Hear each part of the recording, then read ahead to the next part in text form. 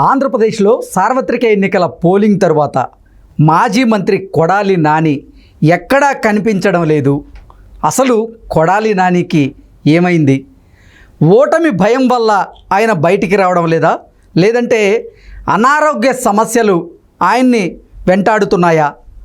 అసలు కొడాలి నానికి ఏమైంది అనేది ఇప్పుడు ఆంధ్రప్రదేశ్లో సర్వత్రా చర్చనీయాంశంగా మారినటువంటి నేపథ్యంలో ఈ అంశం మీద మనతో మాట్లాడేందుకు ప్రముఖ సీనియర్ జర్నలిస్ట్ దుర్గాకుమార్ గారు మనతో ఉన్నారు. సార్తో మాట్లాడదు.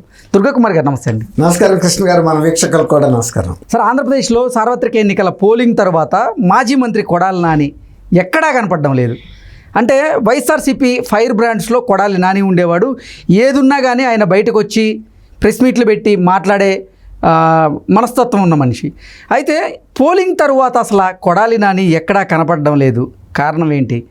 కొంతమంది ఏమో ఓటమి భయం వల్ల కొడాలి నాని బయటికి రావట్లేదని చెప్తూ ఉంటే, మరికొంతమంది ఏమో కొడాలి నానికి అనారోగ్యం సమస్యలు ఉన్నాయని, ఆయన ఆరోగ్యం సరిగా లేదు కాబట్టి ఆయన బయటికి రావట్లేదని రకరకాల వార్తలు వస్తున్నాయి.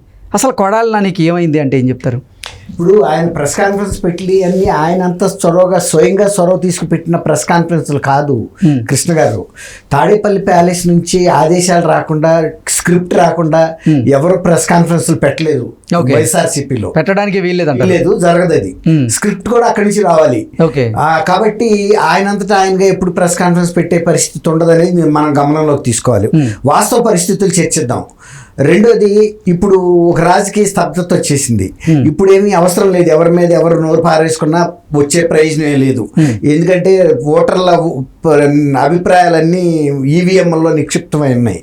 ఇప్పుడు అసెంబ్లీ సమావేశం కనుక ముగింపు చెప్పిన తర్వాత స్పీకర్ ఎవరైనా మాట్లాడితే దానికి విలువ ఉంటుందా? ఇప్పుడు కూడా ఒక విరామం ప్రకటించేశారు. కాబట్టి ఈ విరామ సమయంలో చేసే పెర్ఫార్మెన్స్లకి విలువ లేదు. రెండోది. మూడోది, వయసు కూడా ఒక పరిగణలోకి తీసుకోవాలి. ఇప్పుడు 15 ఏళ్ల క్రితం 10 ఏళ్ల క్రితం నాని పరిస్థితి వేరు, ఇప్పుడు వేరు. ఇవన్నీ కూడా. తర్వాత ఆరోగ్యం.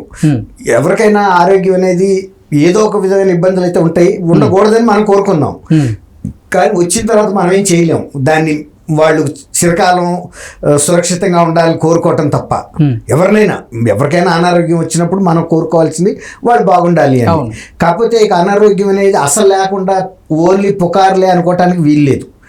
ఆయన అంతకుముందు ఏఐజీ హాస్పిటల్కి, ఎన్టీఆర్ బసవతారకం క్యాన్సర్ హాస్పిటల్కి కూడా వచ్చి ఇక్కడ వైద్యం తీసుకెళ్ళే మాట వాస్తవం. క్యాన్సర్ మహమ్మారి కొడాలి నానిని ఇబ్బంది పెడుతూ ఉంది అంటూ కూడా గతంలో కొన్ని వార్తలు అయితే వచ్చాయి సార్. ఏంటి నిజంగా కొడాలి నాని గారికి క్యాన్సర్ సోకిందా? ఆయన నిజంగా పాపం అనారోగ్య సమస్యలతో ఇబ్బంది పడుతున్నారా అంటే ఏం చెప్తారు? క్యాన్సర్ అనేది విశ్వవ్యాప్తం అయిపోయింది కృష్ణ గారు. చిన్నపిల్లల నుంచి పెద్దవాళ్ళ వరకు కూడా రకరకాలవి వస్తున్నాయి. అది కొన్ని అలవాట్ల మూలాన వచ్చేవి, కొన్ని యాదృచ్ఛికంగా వస్తున్నాయి. ఇప్పుడు ఆయన విషయంలో కూడా ఆయన మనిషిని, అంటే నాకున్న 66 ఏళ్ల అనుభవాన్ని బట్టి గతంలో ఉన్నంత ఆరోగ్యకరంగా ఆయన కనపడలేదు చూడటానికి. ఎందుకంటే ఆయన కళ్ళు పోయి పీక్కుపోవటం, తర్వాత మనిషి ఒక డల్నెస్ కనపడుతుంది, ఒక సిక్నెస్ అనేది తెలుస్తుంది. అది ఏ సిక్నెస్ అనేది మనం చెప్పలేము. ఏదో ఒక సిక్నెస్ అయితే ఉన్నమాట వాస్తవం. కాబట్టి ఆయన బహుశా మరి ఈ మధ్యలో ఎండల్లో ఎలా ఉన్నాయి, ఎలక్షన్లో తిరగటం వలన కొంత అనారోగ్యానికి కూడా గురై ఉండొచ్చు. నిన్న మీటింగ్ జరుగుతున్నప్పుడు ఆయన సొమసిలి పడిపోయాడని అంటున్నారు. పట్టణంలో పెద్ద విచిత్రం ఏం లేదు, ఎవరైనా ఆరోగ్యవంతులు పడతారు, అనారోగ్యం ఉన్న వాళ్ళు పడతారు. కాబట్టి వెంటనే ఐవీ ఫ్లూయిడ్స్ ఇచ్చారని చెప్తున్నారు. అందువల్ల కూడా కొంత ఇంట్లో కూడా చెప్తారు కదండి, ఎందుకు ఇప్పుడు ఎలక్షన్లు ఎట్టాగా అయిపోయినాయి కదా, నువ్వు బయటికి వెళ్ళి తిరగటం ఎందుకు, ఆడావిడి ఎందుకు అని. నిన్న నందివాడ వాళ్ళ నియోజకవర్గం ఒక మండలం గురించి రివ్యూకి పిలిచాడని చెప్తున్నారు.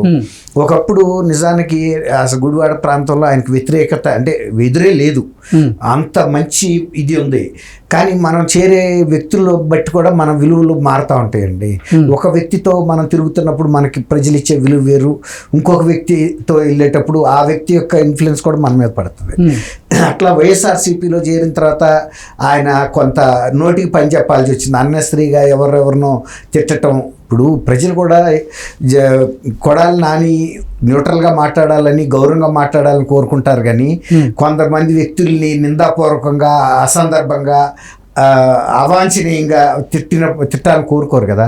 అట్లా కొంత ఆయనకి నియోజకవర్గంలో కూడా కొంతమంది ఆయన్ని అభినందించలేకపోయారు. ఆయన ఇప్పుడు మీరు చెప్పినట్టు ప్రెస్ కాన్ఫరెన్స్లో ఎవరో ఆదేశాల మేరకు, ఇప్పుడు ఆయనకి ఏదైనా ఇబ్బంది వచ్చి ప్రెస్ కాన్ఫరెన్స్ పెట్టుకుని మాట్లాడితే అది వేరే మాట. వ్యక్తిగతంగా ఎవరో ఇచ్చిన స్క్రిప్ట్ చదివితే ఒకసారి మన లిప్ మూవ్మెంట్ కలవదు. అట్లాంటి పరిస్థితిని ఆయన ఎదుర్కొన్నాడు, చాలా మంది ఎదుర్కొన్నారు. అట్లా అంటే పేరు నాని కూడా ఎదుర్కొన్నాడు. ఒక్కొక్క సామాజిక వర్గం మీద తిట్టించాల్సి వచ్చినప్పుడు ఆ సామాజిక వర్గానికి చెందిన నాయకులు ఇప్పుడు అట్లాగే ఆయన ముఖ్యమంత్రి అవటానికి షర్మిల్ గారిని వాడాడు. ఆమె చెప్పింది కదా జగనన్న వదిలిన బాణాన్ని నేనని. అట్లా ఎప్పుడు ఏ బాణం వదలాలో ఆయన అంబుని అటు తీసుకుంటాడు, తీసి ఆ బాణం వేయగానే మళ్ళీ అది అక్కడ పెట్టేస్తాడు జగన్మోహన్ రెడ్డి గారు. ఆయన తెలుసు ఏ జబ్బులకి డాక్టర్లు రాస్తారు కదా ప్రిస్క్రిప్షన్, ఒక్కొక్క ఇప్పుడు ఫస్ట్ వెళ్ళిన వాడికి రాసింది రెండో వాడికి రాయడు, రెండోది మూడోది రాయడు. ఏ జబ్బుకి ముందు అన్నట్టు ఆయన ఏ అస్త్రం తీసుకోవాలో ఆయన తెలుసు. అట్టా వాడతారు తప్ప ఎప్పుడు అదే విల్లంబు అస్త్రాలు వాడ్డా ఆయన. అర్థమైందా? అట్లాంటి అస్త్రాల్లో ఈయన ఒకడు, షర్మిల ఒకటి, కొడాలి నాని ఒకడు, వంశీ ఒకడు, రోజా కానీ అట్లా ఎవరి కాళ్ళు అంతే, అంతవరకే తప్ప వీళ్ళని నిరంతరం ఒక దీంట్లో ఉంచడు, హై స్టెడ్లో. అంటే ఆయనకి ఏదో కుడి భుజం అన్నట్టుగా ఉండదు. ఎవడో కుడి భుజం కాదు, ఎవడో ఎడం భుజం కాదు. ఎవడికి ఏ అవసరం మేరకే అంతవరకు వాడి అవతల పారేస్తాడు. ఇప్పుడు ఈయన ఆరోగ్యానికి సంబంధించినంత వరకు ఏదో కొంత ఆరోగ్య సమస్య అయితే ఉన్నట్టుగానే తెలుస్తుందండి. అది ఏంటి అనేది మనం పర్సనల్ విషయం కాబట్టి మనం చర్చించలేము, చర్చించకూడదు కూడా. అనారోగ్యం ఉండటం అనేది ఏ వ్యక్తికైనా ఉంటుంది. చిన్న ఎగ్జాక్ట్లీ, అంటే అనారోగ్యం వల్ల బయటికి రాకపోతే ఇబ్బంది లేదు, కానీ కొంతమంది ఏమో ఓటమి భయం పట్టుకుంది. ఈసారి గుడివాడలో ఖచ్చితంగా కొడాలి నాని ఓడిపోబోతున్నాడు, అది గ్రహించే కొడాలి నాని బయటికి రావట్లేదు ఓటమి భయం వల్లే అంటూ రకరకాలుగా కొన్ని వార్తలు అయితే అది కూడా ఇప్పుడు మనం అది కూడా కాదంటానికి వీల్లేదు.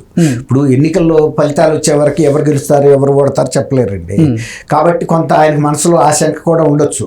ఉండగాని ఇంకోటి ఏంటంటే కొడాలి నానికి సంబంధించినంత వరకు ఓటమిని కూడా ధైర్యంగా తీసుకునే ఇదైతే ఉంది, సత్తా ఉందండి. వెళ్ళిపోయి ఆయన ఏదో ఆయనకుండా కొన్ని ఇవి ఉన్నాయి, దాన్ని ఏమంటాము హ్యాబిట్స్.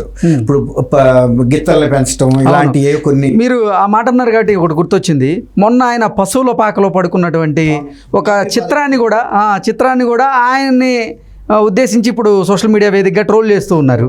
ఇక కొడాలి నాని పని అయిపోయింది అంటే మంత్రి పదవి పోయిన తర్వాత వెళ్ళి ఆయన పశువులు కొట్టంలో, ఇప్పుడు కోస్తా జిల్లాల్లో ఎంత పెద్ద రైతు అయినా కూడా అక్కడ మడత మంచం వేసుకుని పశువులు కొట్టంలో అంటే ప్రశాంతత కోసం అక్కడ కూర్చుంటారు.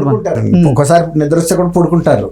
అది రైతు వారీగా ఎంత పెద్ద రైతుకైనా ఉంటుంది. అందులో పశువుల మీద ఇంట్రెస్ట్ ఉన్న వాళ్ళకి ఇంకా ఎక్కువ. అవును, అందరూ అని చెప్పలేను, కానీ పశువుల మీద ఇంట్రెస్ట్ ఉన్న వాళ్ళు అక్కడ వాటి పక్కనే ఉండి ఇప్పుడు వాటిని గమనిస్తూ వాటికి సంబంధించిన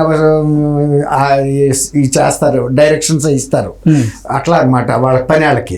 కాబట్టి ఆయన అదొక హాబీ ఆయనకి, కాబట్టి అట్లా ఉంటాడు. అంత ధైర్యం తక్కువ మనిషి అయితే కాదు. కాకపోతే ఆయనకు ఏదైనా ఒకవేళ అనారోగ్యం ఉన్నా కూడా ఆయన మంచి ఆరోగ్యవంతుడిగా చిరకాలం సుఖంగా ఉండాలని కోరుకున్నాం. Okay sir, thank you so much. నమస్కారం మన వీక్షకులకు.